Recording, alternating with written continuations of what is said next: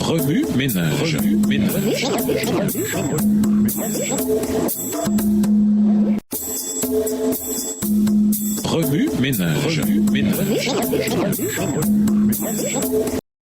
Bienvenue à votre émission Remue ménage. Jésus et l'hindouisme. Nous vous invitons à lire Jean 3, les versets 1 à 19.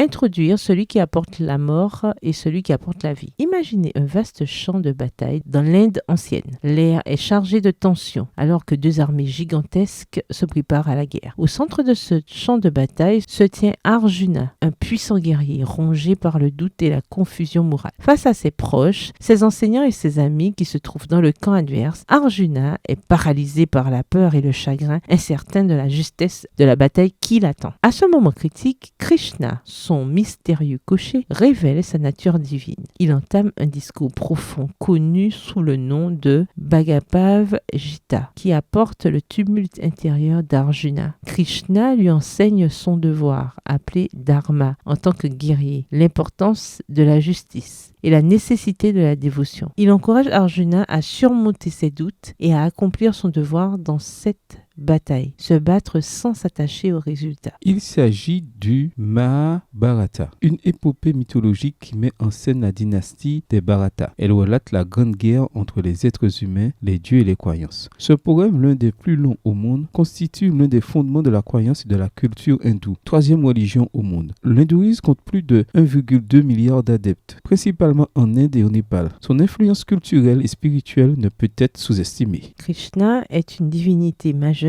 de l'hindouisme, vénéré comme le 8e avatar du dieu Vishnu et également considéré comme l'être suprême. Il est vénéré pour sa protection, sa compassion, sa tendresse et son amour. Les récits de la vie de Krishna le présentent comme un enfant Dieu, un farceur, un héros divin et un être suprême universel. Ces récits se trouvent dans le Mahabharata et la Bhagavad Gita. Les trois principaux principes de l'hindouisme sont, premièrement, le samsara, le cycle de la réincarnation, le cycle continu de la vie, de la mort et de la renaissance. Deuxièmement, le karma, action et conséquences, la croyance selon laquelle les actions des êtres humains déterminent leur avenir dans cette vie ou dans la suivante. Et troisièmement, le moksha, libération, le but ultime qui consiste à libérer l'âme du cycle de la réincarnation pour atteindre l'union avec le divin. Les textes religieux hindous reflètent ces principes. Par exemple, dans la Bhagavad Gita, plus précisément au chapitre 11, verset 32, Krishna révèle sa forme universelle au guerrier Arjuna pendant la guerre de Kurukshetra. À ce moment de révélation divine, Krishna déclare « Je suis le temps tout-puissant qui détruit toute chose et je suis venu ici pour tuer ces hommes ». Cette déclaration reflète le rôle de Krishna en tant que force cosmique régissant le cycle de la création, de la préservation et de la destruction au sein de l'univers. En revanche, Jésus a fait plusieurs déclarations profondes sur lui-même dans le Nouveau Testament. L'une des plus significatives étant celle de Jean 14, verset 6. « Je suis le chemin, la vérité et la vie. Nul ne vient au Père que par moi. » Version du second. Jésus s'identifie ici comme la source de la vie éternelle. Il n'offre pas seulement une existence physique, mais une vie spirituelle renouvelée qui transcende la mort. Jésus est venu en ce monde pour détruire la mort. Voir 1 Corinthiens 15, verset 26. Il est celui qui détient les clés de la mort. Voir Apocalypse 1, verset 18. La mort n'a aucun pouvoir sur quiconque se trouve en présence de Jésus-Christ qui est la vie, qui donne la vie et qui restaure la vie. À tous ceux qui sont prêts à écouter et à suivre, il s'offre comme le chemin vers la vie éternelle. Il est le chemin vers la vie parce qu'il est la vie et il est le chemin vers Dieu parce qu'il est Dieu. Cette leçon explore l'enseignement biblique sur le salut en le comparant au concept hindou de la réincarnation ou du karma. Nous examinerons également deux des figures religieuses les plus influentes au monde et révéleront le pouvoir transformateur de l'Évangile. Il ne s'agit pas seulement d'une comparaison, mais d'une invitation à découvrir l'espoir profond et l'assurance que l'on trouve en Jésus-Christ. Rejoignez-nous pour découvrir les raisons convaincantes pour lesquelles l'Église brille comme la source ultime de vérité et de salut. Défi apologétique. Dans certaines régions du monde, la religion fait partie de l'identité culturelle de nombreux habitants. Comment partager l'Évangile avec quelqu'un qui vient d'une telle culture? Au revoir. Et à demain si Dieu veut.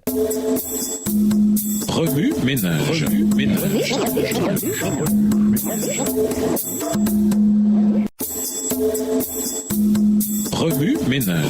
ménage.